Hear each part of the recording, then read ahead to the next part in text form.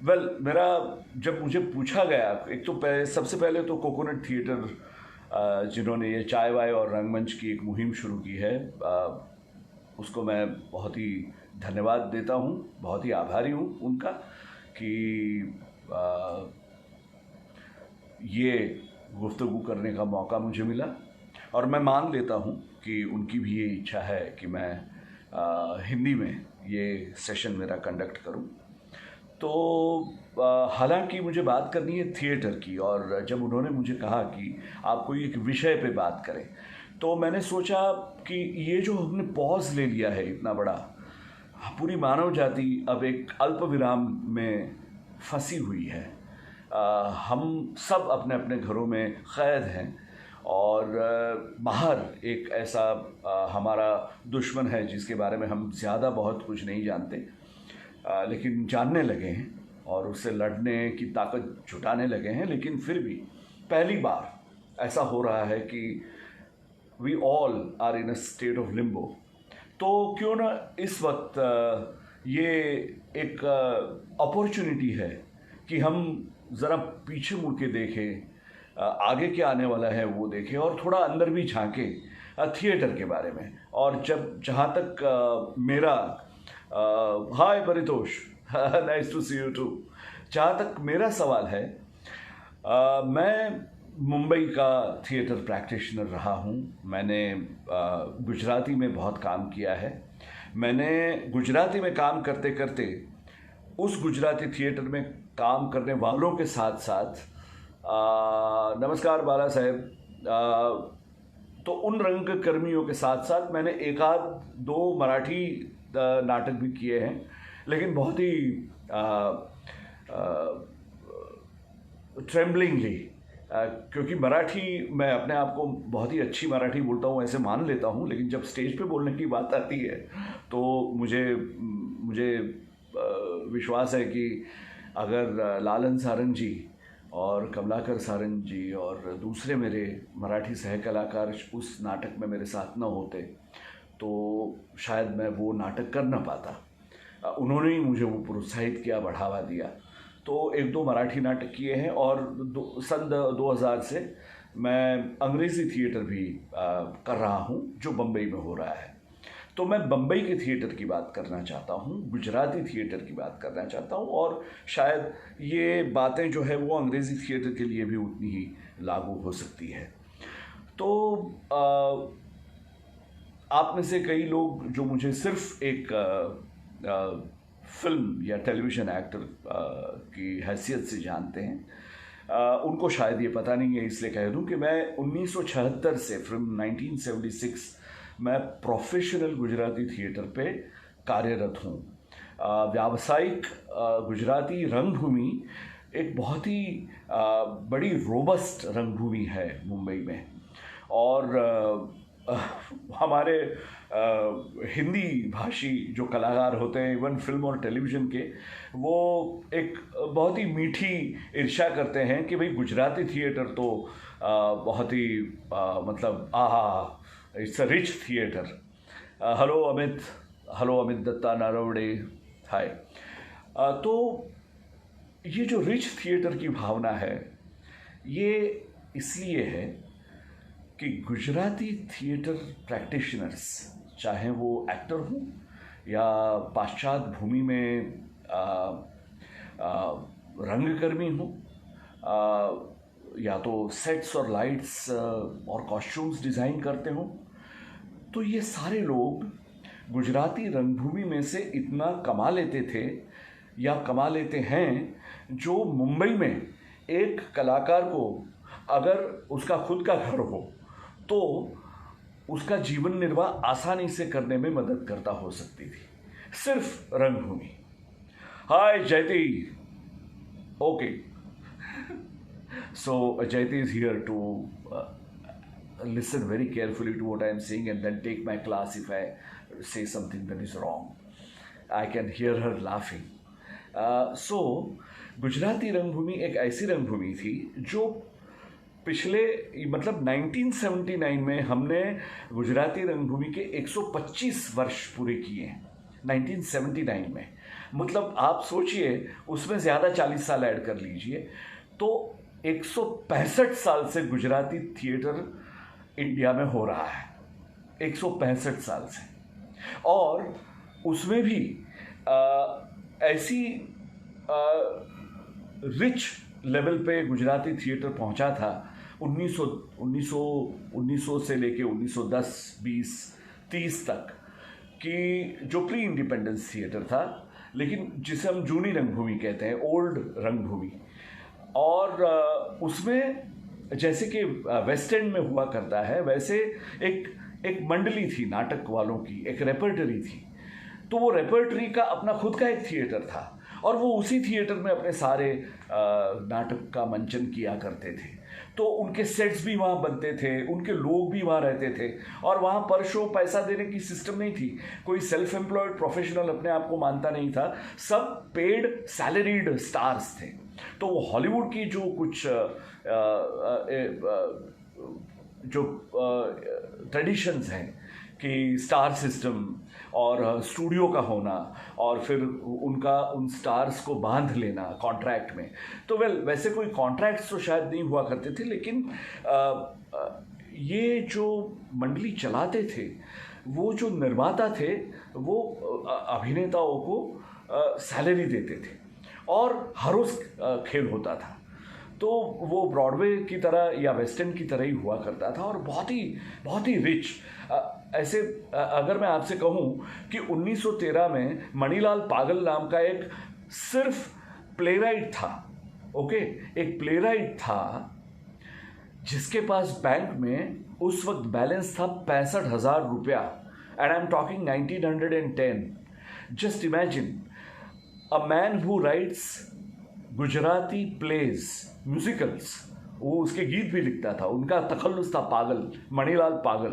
तो वो मणिलाल पागल के पास 65,000 रुपये अपने बैंक अकाउंट में थे।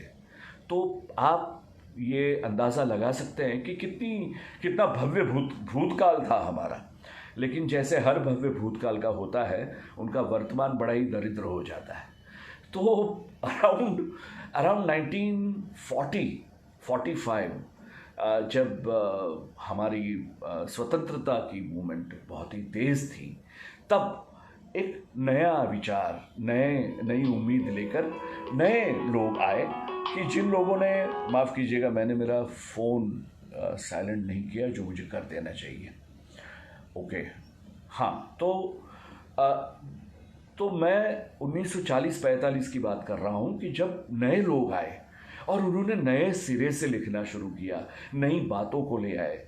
चंद्रवदन चिमनलाल मेहता एक बड़े ही दिग्गज हमारे नाट्यकर्मी थे, वो, फिर जशवंत ठाकर अहमदाबाद के, मुंबई के बहुत सारे कलाकार, प्रताप ओझा, लीला जरीवाला मेरी माँ है, और बहुत ही गर्वित हूँ मैं इस बात से। और भी चंद्रवदन भट्ट, और उनके साथ साथ बहुत ही दूसरे अच्छे कलाकार, विष्णु कुमार व्यास, बहुत बढ़िया एक जुमू था कलाकारों का, जिन लोगों ने नए सिरे से नवी रंगभूमि शुरू की। अब वो नवी रंगभूमि को भी जूनी हो गए, बहुत साल हो गए हैं, क्योंकि हम अब जानते हैं कि हर 5 साल पे, पहले तो हर 15 साल पे ज़माना बदलता था, अब हर 5 महीने में ज़माना बदल जाता है। तो वहाँ से वो जो ट्रेडिशन शुरू हुई थी, उसमें बड़े बड़े मतलब उस वक्त बड़े बड़े श्रेष्ठी थे। उन दिनों में प्री इंडिपेंडेंस में जो छोटी छोटी रियासतें हुआ करती थी, जो छोटे छोटे स्टेट्स हुआ करते थे, राजा हुआ करते थे, वो इस प्रवृत्ति को वेग देते थे, वो उसे सपोर्ट करते थे। और आम लोग भी तो करते ही थे, लेकिन आम लोग के पास उतनी परचेजिंग पावर उस वक्त थी नहीं। तो उस वक्त एक नया आयाम शुरू हुआ, कि जो पुअर मैन्स थिएटर हम कह सकते हैं, कि भाई जिसमें मैंने खुद ने उसमें छोटा सा हिस्सा लिया है, मेरी माँ के साथ उसकी उंगली पकड़ के। मैं आप समझिए, अतुल नाम की एक जगह है गुजरात में, तो वहाँ जो अतुल फैक्ट्री जिनकी थी, वो मालिक थे, वो बड़े ही कला प्रेमी थे। तो वो सूरत, बड़ौदा या वलसाड़ या मुंबई से रंगमंडलों को बुलाया करते थे अपने अपने नाटक करने के लिए। तो मैं जब शायद 10-11 साल का था तब मैंने लुइजी पिरांदेलो के 6 characters in search of an author नाम का एक जो नाटक था उसमें एक रोल किया था। एक रोल मेरी माँ भी करती थी, उनके साथ में मैंने किया था।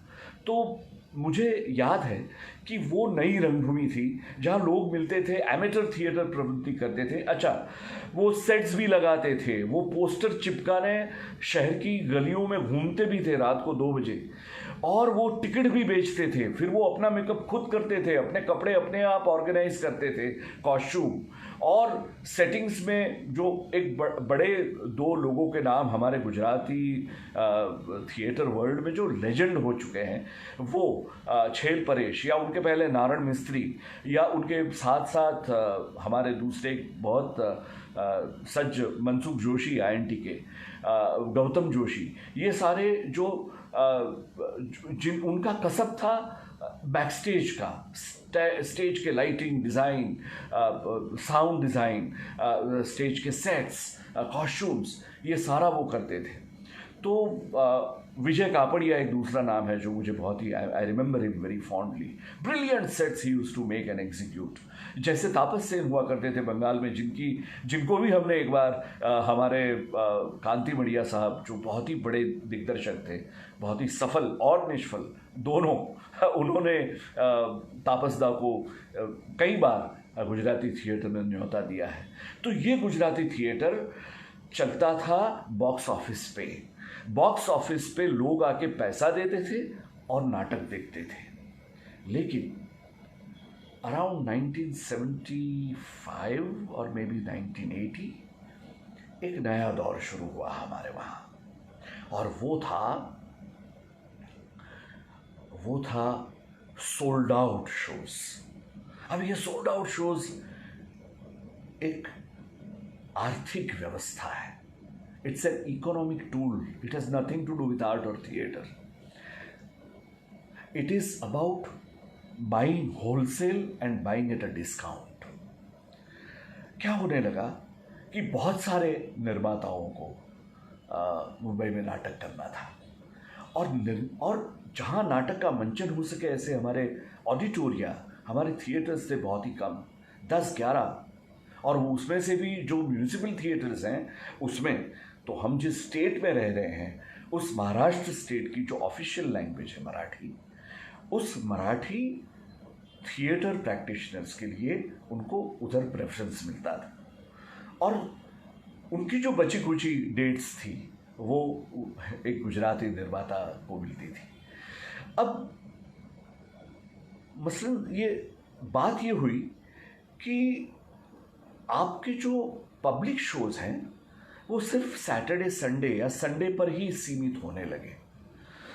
एक जो ट्रेडिशन थी कि हर सोमवार को एक हॉलीडे हो, और साथ साथ मंगल से रविवार तक ये 6 दिन में मैटिनी पकड़ के 8 शोज़ हर हफ्ते हो।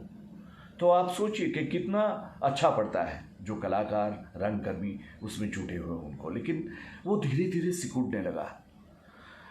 ये मामला ऐसा हो गया कि संडे पर ही हमें थिएटर मिलता है हमारा नाटक दिखाने के लिए, और एक ऐसी मुहिम शुरू हुई, एक ऐसा दौर आया कि जिसमें लोगों के ग्रुप्स बनने लगे कि भाई कुछ लोग ऐसे थे जिन्होंने ये एक अपॉर्चुनिटी देखी कि हमारा जो लेट्स से हमारा जो बाज़ार है, हम जहाँ काम, हमारे बहुत सारे सदस्य हैं एक ग्रुप के कि जिनका बाज़ार हर गुरुवार बंद रहता है, तो वो तो गुरुवार को भी फ्री है। तो हम ये करेंगे कि हम 600 या 1200 लोगों को इकट्ठा करेंगे, उनके पास से मेंबरशिप फ़ी लेंगे, और उनको ये हम प्रॉमिस देंगे कि हम साल में आपको 12 नाटक दिखाएंगे, यानी हर महीने एक नाटक। और फिर वो लोग प्रोड्यूसर को मिलते थे और कहते थे कि भैया हम आपका नाटक का एक शो कॉन्ट्रैक्ट बेसिस पे लेना चाहते हैं, मतलब आप आपकी एक फ़ी हमें कहो, वो हम आपको दे देंगे, हम थिएटर भी बुक करवा लेंगे और कोई पब्लिसिटी का तो खर्चा किसी को नहीं करना है, क्योंकि हमारे पास तो हमारे मेंबर्स की फहरिस्त है। तो प्रोड्यूसर ने सोचा कि मेरा जो खर्चा है वो छोड़ के उस पर 5-10 हज़ार रुपया मेरा खुद का डाल के उतना पैसा मैं ले लेता हूँ और करें, हाँ चलो। और ये दौर शुरू हुआ। अब इसमें हुआ ये कि जो लोग थिएटर के बॉक्स ऑफिस पे आके फुल पैसा देके जो नाटक देखते थे, वो लोग अब 12 नाटकों के लिए बहुत ही कम पर शो पैसा देने के लिए राजी हुए। उनको ये अपॉर्चुनिटी दिख गई कि अब हमें 12 नाटक देखने मिलेंगे, लेकिन हमें थिएटर पे जाके बॉक्स ऑफिस पे हमें टिकट नहीं लेनी है, जो करेगा हमारा मंडल करेगा। और इस गिरफ्त में जो शायद नीड ड्रिवन इतनी थी लेकिन ग्रीड ड्रिवन भी थी, उसमें हमारे गुजराती निर्माता फंस गए। उनका लोभ जो था, वो उनकी दुरंदेशी जिसे हम कहते हैं, टू थिंक अहेड, उसमें वो लोभ में वो गिरफ्त हो गई। वो ये समझ ही नहीं पाए कि अगर वो लोग ही अपने नाटक को इस तरह से उपलब्ध करवाएंगे तो ये बल्क बाइंग के बलबूते पे धीरे धीरे लोगों के ग्रुप्स शुरू हो जाएंगे जो इस तरह से ही आपके साथ बार्गेन करेंगे। लिहाजा नतीजा ये हुआ कि सपोज एक 3 महीने में एक गुजराती नाटक आज भी 100 शो कर लेता है, लेकिन उसमें होते हैं 13 रविवार। वो 3 महीने के क्वार्टर में होते हैं 13 रविवार, और वो 13 रविवार और दूसरे 87 शो वो करते हैं इन ग्रुप्स के लिए। अब जब तक ये नाटक की फैब्रिक को टच नहीं करता था, जब तक ये नाटक के कंटेंट को, उसके थीम्स को टच नहीं करता था, तो कोई बात नहीं थी। Everybody was happy, it was a win win situation. लेकिन धीरे धीरे ये होने लगा कि एक लंपन वृत्ति के साथ इकट्ठे हुए 600 लोग जिस किस्म का नाटक देखना चाहते हैं, उसी किस्म का नाटक उन्हें परोसने के लिए प्रोड्यूसर मजबूर हो गया। और वो क्यों?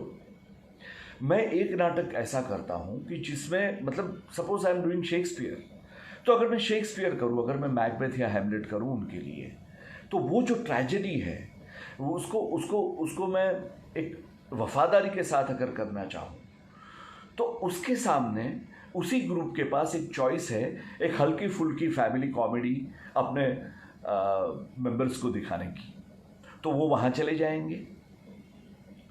और हाँ जी, राजुल दीवान आ गए हैं और उन्होंने एक बहुत ही अच्छी बात कही है कि जो वो कहते हैं कि मड़िया वॉज ऑलवेज अगेंस्ट इट। मड़िया, कांति मड़िया, जिनकी बात अभी मैंने आपसे की, तो अगर और मेरे मेंबर्स कौन हैं, मेरे प्रेक्षक कौन हैं? तो वही सुबह 7 बजे निकल गया हुआ आदमी जो ट्रेन में बैठ के मलाड या गोरेगांव या उसके भी आगे से बोरीवली या उसके भी आगे से मुलजी जेठा मार्केट जाता है, टाउन में जाता है, वहाँ अपनी दुकान शुरू करता है और वो रात को लौटता है, बराबर 9 बजे पहुँचता है। 9 बजे 10 बजे नाटक शुरू होता है। अब वो पूरे दिन का थका हारा है, उसे मैकबेथ या हैमलेट में कोई दिलचस्पी नहीं है, कोई नहीं। और उसको देखनी है एक हल्की फुल्की कॉमेडी जिसमें चुटकुले हैं, जिसमें फैमिली की बात है, कुछ एक मैसेज भी है। और लेकिन वो नाटक ऐसा है कि जिसकी जो एम है, उसका एम है वो बहुत ही सीमित है। तो ऐसे नाटक और बनने लगे। तो लेकिन अच्छे नाटक और बुरे नाटक, हमारे इकोनॉमिक्स में एक प्रिंसिपल है कि bad money drives away good money. तो गुडमनी आता रहा, अच्छे प्लेज आते रहे, लेकिन वो उसके मुकाबले जो उतने अच्छे नहीं थे और जो एक बहुत ही संकीर्ण वृत्ति से बनाए गए थे फैमिली कॉमेडी के, वो उनकी शह में वो नाटक मात हो गए। तो ये सिलसिला अभी तक चालू था। मैंने तो 2016 में एक मेरा आखिरी गुजराती नाटक किया है, उसके बाद में मैं अनफॉर्चुनेटली कर नहीं पाया हूँ। उसके बाद में एक आध अंग्रेजी नाटक मैंने ज़रूर किया, लेकिन अब वो ग्रुप्स इकट्ठा हो सकेंगे सोशल डिस्टेंसिंग के ज़माने में? वो अगर ग्रुप्स नहीं रहे तो जो हर महीने या हर 3 महीने पे एक नया नाटक बनाने वाली फैक्ट्रियां जैसे हमारे प्रोड्यूसर्स हैं, वो कहां जाएंगे? उनका क्या होगा? कहते हैं कि विनाश नवसर्जन के लिए बहुत ही जरूरी है। और इस अल्प विराम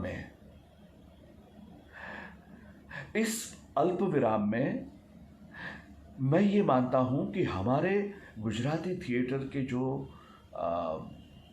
निर्माता हैं, उनको ये आत्मविश्लेषण करना चाहिए, उनको ये सोचना चाहिए कि अभी एक अपॉर्चुनिटी है। अब अगर सोशल डिस्टेंसिंग की बात एक लंबे अरसे तक हमारे जहन में, हमारे परिसर में एक असलियत बन गई, तो बहुत ही कम लोग आ पाएंगे थिएटर देखने। और एक्टरों को तो कोई चिंता नहीं है, उन्होंने तो एम्प्टी हाउसेस के सामने भी परफॉर्म किया है। लेकिन वो जो कम लोग आएंगे, वो शायद ऐसे लोग होंगे जिनको इस महामारी या ऐसे अनसर्टेनिटी के माहौल में भी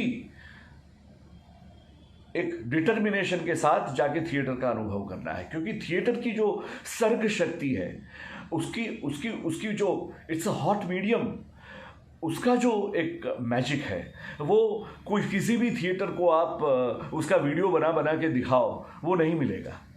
वो भी जानते हैं। तो ऐसे लोग जो ये फैमिली कॉमेडीज की वजह से, जो ये मतलब एक इन्फीरियर क्वालिटी के थिएटर की वजह से दूर हो चुके हैं थिएटर से, वो शायद वापस आए। और अगर वो आए तो उनको हमें वो ही देना चाहिए जो वो समझने के और मनोमंथन के काबिल हैं। हम ये गलत फहमी में हैं कि अरे ऑडियंस को तो यही चाहिए इसलिए हम ये दे रहे हैं। नहीं सर, ये जो अभी एक इजी इस्लाम मियाँ ने फरमाया कि Bollywood was also built on light hearted fluff, तो यस, ये फ्लफ और ये लिंट जहाँ ना हो, ऐसा एक ठोस, बहुत ही theatre that you can sink your teeth into, ऐसा थिएटर बनाने का मौका हमारे पास है। क्योंकि ये जो लोग हैं, ये ऐसे लोग हैं कि जो ये अनुभव के लिए आएंगे, और उनका अनुभव हम किस तरह से, मतलब उनको कैसे संतोष दें। तो हमारे पास अभी भी बहुत ही अच्छे राइटर्स और बहुत ही यंग राइटर्स और डायरेक्टर्स हैं। उनके साथ मैं अभी ये लॉकडाउन शुरू हुआ उससे पहले ही मैं एक बहुत ही हमारे इंडस्ट्री का एक यंग लड़का है, उसके साथ उसकी एक थीम पे एक नाटक डायरेक्ट करने की सोच ही रहा था और लॉकडाउन हो गया। तो हमारे पास ऐसे लोग हैं कि जो इस चैलेंज को उठा सकते हैं, लेकिन उनको ये मौका चाहिए। But if the economics doesn't work out, they will not get this chance. तो अब मैं जब आगे देखता हूँ तो मुझे लगता है कि पहले खुद अंदर देख के ये झांकना चाहिए कि मैं क्या देना चाहूँगा लोगों को। और ऐसे लोगों को मैं जाकर, अब सोशल मीडिया मेरे पास है और अब मुझे पता है सोशल मीडिया पे कैसे बात करनी है। जैसे मैं आप सबके साथ बात कर रहा हूँ, वैसे ही मैं दूर दूर तक सोच के, यानी अभी कोई भी गुजराती थिएटर वाला आदमी अगर यहाँ अभी है मेरे साथ तो वो देख रहा होगा, तो वो रूपाबेन और लालू भाई नाम के हमारे 2 मित्र हैं जो गुजराती थिएटर के सन्मित्र हैं, उनका नाम जानता होगा। तो मैं ऐसे लोगों को पकड़ूंगा कि आपको अच्छा नाटक देखना है, पैसा लगेगा, you will have to go back to the box office, you will have to pay top money, and we will be able to afford doing the theater only because of that। क्योंकि मैं नहीं जानता कि ये auditorium जो चलाते हैं वो ट्रस्ट वाले ट्रस्टीज़ जो जो श्रेष्ठीज़ हैं वो अपना भाड़ा कम करेंगे या नहीं, या हमारे जो अखबार हैं, अब तो अखबारों को भी पता चल गया है कि सोशल मीडिया पे एडवर्टाइजिंग हो सकती है, तो मेरी तो छोटी बच्ची है काजल गढ़िया, वो भी कर लेती है, वो भी बहुत ही अच्छा। तो सोशल मीडिया पे कितने यंग प्रोफेशनल्स काम करने लगे हैं, मैं वहाँ अपनी ऐड करवाऊँगा, लेकिन मैं अच्छे नाटक लिखवाऊँगा, ऐसे नाटक कि जिसमें सिर्फ व्हाट्सएप के जोक्स ना हो, जिसमें मनोमंथन हो, जिसमें आप वो नाटक ऐसा हो जो आप घर ले जा सके अपने साथ। तो ये एक अपॉर्चुनिटी भी आ चुकी है। हाँ, हालांकि दूसरी अपॉर्चुनिटी ये है कि दूसरी अगर आप देखें तो स्पेक्टिकल्स की अपॉर्चुनिटी भी सामने आएगी, क्योंकि only what can be afforded by putting on a grand show. तो मैं ये भी शायद मुझे डर है कि शायद, आई डोंट नो, लेकिन शायद एक थिएटर का अर्थ ये भी हो जाए कि it's a circus, it's a big spectacle ही है सिर्फ, जहाँ रैज़मेटाइज है, जहाँ एक्सपीरियंस बेच रहे हैं लोग आपको, जहाँ नाटक ही सिर्फ नहीं देखने आते आप एक एक्सपीरियंस के अंदर इमर्स हो रहे हैं। या हालांकि ये जो मैं लफ्ज़ इस्तेमाल कर रहा हूँ वो इन्वर्टेड कॉमर्स में है, वो आप भी जान गए होंगे। तो ये भी एक तरीका है थिएटर करने का।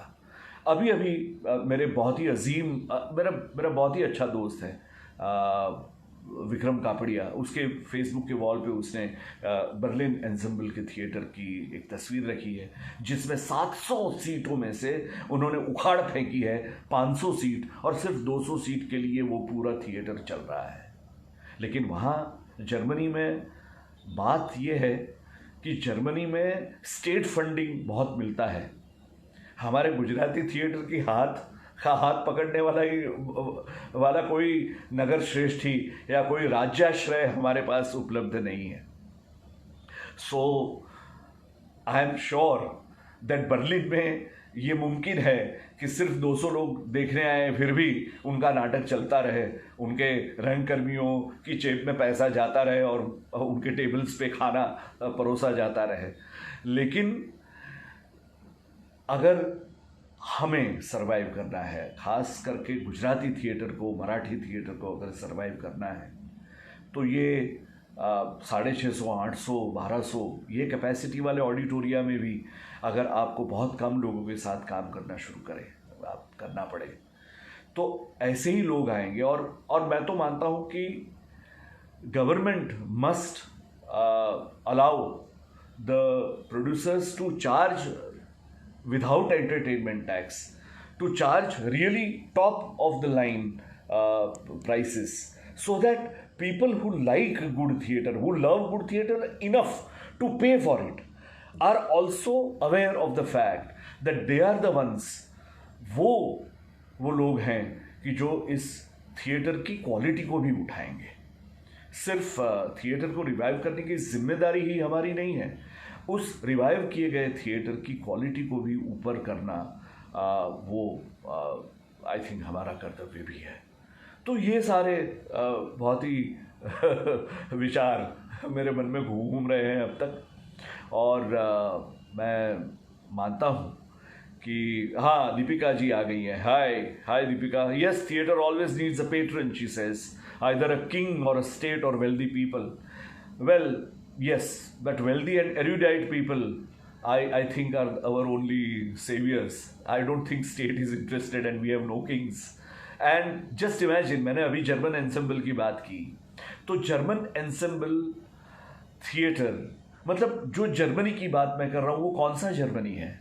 वो हमने इंडिपेंडेंस पाई 1947 में, और हाय शाहिदुल, तो हमने इंडिपेंडेंस पाई 1947 में, उनका पूरा देश उद्ध्वस्त था 1945 में, सेकेंड वर्ल्ड वॉर के बाद। उन्होंने भी फिर से वहीं से सफ़र शुरू किया है, लेकिन वो कला की जो कला का मूल्य है उसकी कीमत करना जानते हैं। हमारे वहाँ शायद ये नहीं हो रहा है। In fact I am reminded of one very good anecdote of Sir Winston Churchill. Sir Winston Churchill जब वॉर एफर्ट के लिए एक बिल पेश कर रहे थे कि हमें कटौती करनी पड़ेगी बहुत सारे इनएसेंशियल चीज़ों में ताकि हम वॉर फंड कर सकें, तो वो उसमें जो एक फेरिस में लिस्ट में नाम था वो था आर्ट काउंसिल ऑफ यूके, उसका फंडिंग हम कट कर दें, ऐसा कुछ लोगों ने विंस्टन चर्चिल को कहा कि we cut the funding for arts. और विंस्टन चर्चिल ने, माना जाता है कि साहब ने ये कहा था कि then what we are fighting for. तो जब तक हमारे गवर्नेंस में जहाँ लोग बैठे हैं, अगर वो आर्ट, ह्यूमैनिटी और एक आइडिया ऑफ अ नेशन, ये दोनों को साथ साथ नहीं जोड़ते, तब तक मुझे लगता है कि वो स्वर्ण काल हम नहीं देखेंगे जो मैं अभी पिछले 3-4 साल से लंदन में देख रहा हूँ। लंदन तो मैका माना जाता है थिएटर का, तो वहाँ इतना सारा थिएटर, इतना स्टेट फंडेड है और वो लोगों के लिए उपलब्ध है, जो उनकी ट्रेडिशंस में, जो उनके लिटरेचर के साथ, उनके म्यूज़िक के साथ उनका रिश्ता जो नाटक का जो है वो गहरा किया जाता है। हमारे वहाँ गुजराती थिएटर में अगर आप देखें तो गुजराती लिटरेचर और गुजराती थिएटर के बीच का संबंध बहुत ही दो स्ट्रेंजर्स ऑन अ ट्रेन जैसा है कि हाँ, शायद आपको देखा है कहीं लेकिन पता नहीं चलता होगा कोई, और कोई कहीं उतर जाता है, कोई कहीं उतर जाता है। तो ये जो बात है कि अब पोस्ट कोरोना वर्ल्ड में अगर थिएटर को फिर से उठना है तो उसकी जो फिज़िकल रियलिटी है वो तो हमें मद्देनज़र, हमें माथे पर, सर पे चढ़ानी होगी, लेकिन साथ साथ उसका जो स्टेट ऑफ बीइंग है उसके बारे में भी हमें सोचना चाहिए और हमें उन लोगों के पास वापस जाना चाहिए जो थिएटर से रूठ गए हैं, जिनको ये लगता है कि अरे यार, I don't want to waste my time, यार यू आर आप क्या परोस रहे हैं ये। तो ये बात जो है मेरे मन में बहुत ही घुमरा रही है, कब से मैं सोच रहा हूँ इसके बारे में, क्योंकि खैर वेब सीरीज़, टीवी, फिल्म्स, ये सब तो चलता रहेगा। एक कलाकार अपना माइंड, बॉडी और सोल एक साथ एकजुट रहे, उसके लिए क्या करना है वो सोचता रहेगा, लेकिन साथ साथ थिएटर का जो उद्देश्य है, जो मैजिक है, हमारे वहाँ तो माना जाता है कि देवताओं के चित्त को संतर्पित करने के लिए नाट्य विद्या, नाट्य शास्त्र बनाया गया था। ये जो शिवजी ने जो डमरू बजाया वो इसीलिए बजाया था। तो मैं मानता हूँ कि थिएटर का नाता एक बहुत ही it's to the very primal centre of our being, the ability to tell stories and the ability to listen to stories and the ability to imagine stories and sharing that imagination, and that too in a live theater atmosphere, वो एक बड़ी ही मतलब हमारा आभूषण है, बड़ी चीज़ है, उसे गंवानी नहीं चाहिए। हम सब अभी ये सब सोच रहे हैं कि live theatre is dead, but it is not. हाँ, शायद हम एंटरटेनमेंट से अम्यूज़मेंट की ओर बढ़ गए हैं, तो वहाँ से वापस आने में या तो ऑडियंसेस को वहाँ से खींच लाने में आपत्ति तो होगी, लेकिन मैं मानता हूँ कि मुंबई में at least I am fortunate that I am surrounded by such committed and dedicated and very talented people, जो कोई भी भाषा में हो, हिंदी में, मराठी में, गुजराती में, इंग्लिश में, लेकिन वो ऐसे हैं कि जिनको अगर थोड़ा सा उनको ये अंगुली निर्देश करे तो वो लोग इसके बारे में ज़रूर सोचेंगे। तो आप ये तो जो मेरा कहना था वो तो अब शायद ख़त्म हो गया. If you want to, yes of course, thank you Jayati for your kind remarks. So if you have any questions, if you have any you know I mean, so many people have contributed to these thoughts today, and